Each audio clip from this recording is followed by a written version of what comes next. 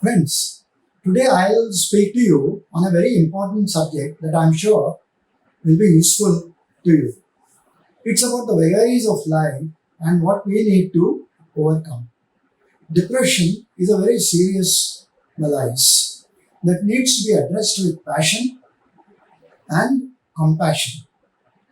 Every single day, we hear somewhere or the other dying by an act that we call suicide.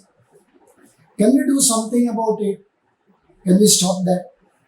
Can we make a difference to improve the quality of life of our children, our friends, and whoever is in distress? I'm fading away and no one is noticing. That is a sinking feeling.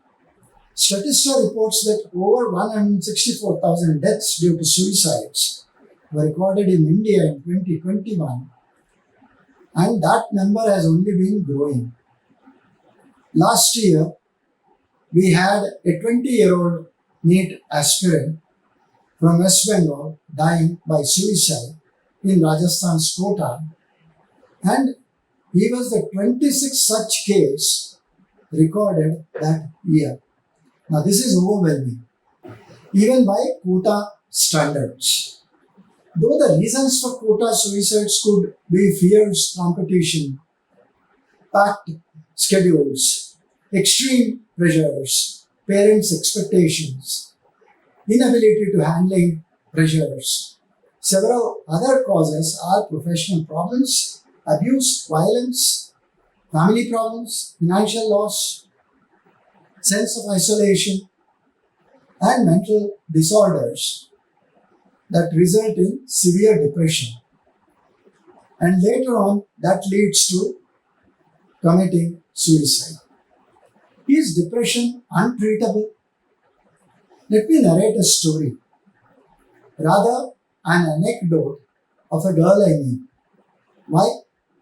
For the sheer grit the girl displayed in successfully managing chronic depression and improving her quality of life.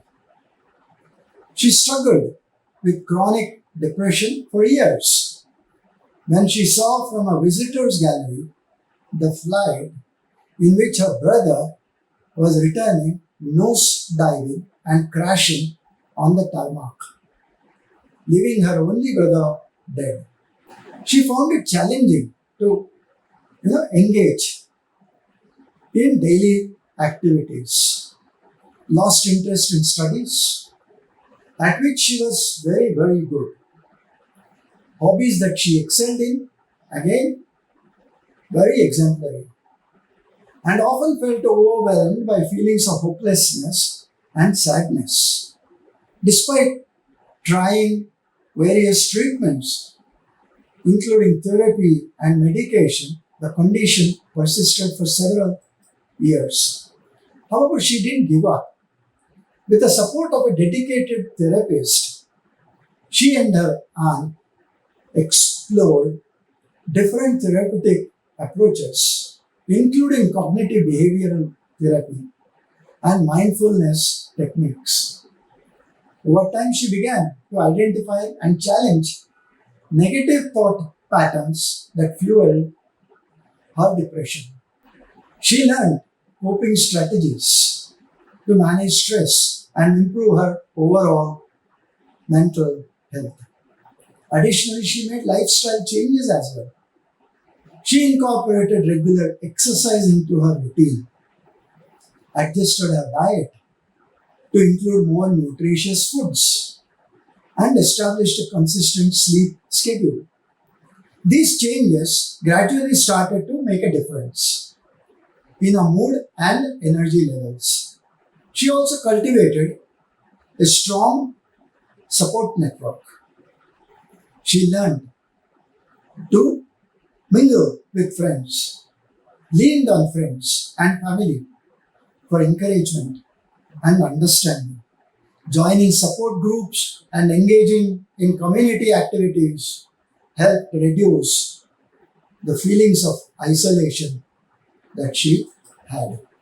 It wasn't an overnight transformation, but through persistence, self care, and a combination of therapies, she began to experience gradual improvements. There were setbacks along the way, but she learned to navigate these moments without feeling overwhelmed. Over time, the symptoms of chronic depression became more manageable, and she found joy in activities she had once abandoned. While everyone's journey is unique, stories like hers highlight the importance of perseverance, seeking professional help, adopting healthy lifestyle changes, and building a support system to manage chronic depression.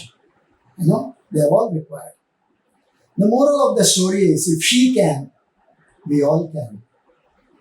Every one of us must have felt at some point of time or the other a persistent sadness or emptiness, loss of interest or pleasure in activities we once enjoyed, sleep disturbances, both lack of it and oversleeping, fatigue, a loss of energy, and changes in appetite or weight, feelings of worthlessness or excessive guilt, difficulty concentrating or making decisions, and even may have harbored, thoughts of death or suicide.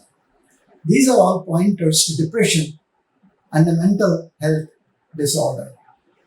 It's often an interplay of several factors: the brain chemistry and biology, genetics, environmental factors, traumatic events such as abuse, loss of loved ones, financial difficulties, chronic stress, certain personality traits such as so low self-esteem, pessimism, or being highly self-critical, certain medical conditions such as chronic illness, chronic pain, or hormonal imbalances, and even alcohol and drug abuse are all reasons.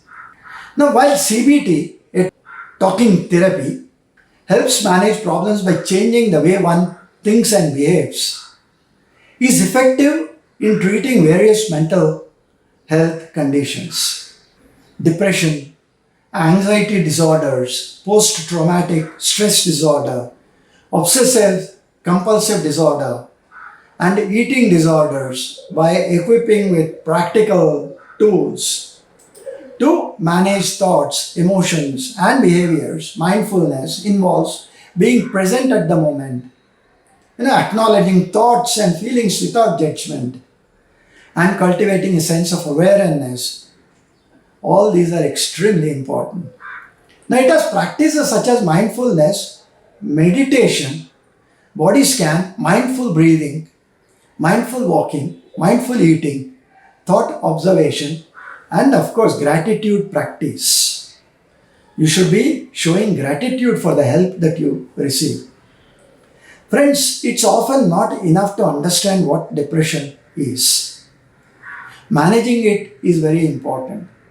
It involves a multifaceted approach that often combines different strategies to improve symptoms and enhance overall well-being. Think about it. Coming out of depression is easy if only we understood the adage: stop trying to calm the storm. Calm yourself. The storm will pass.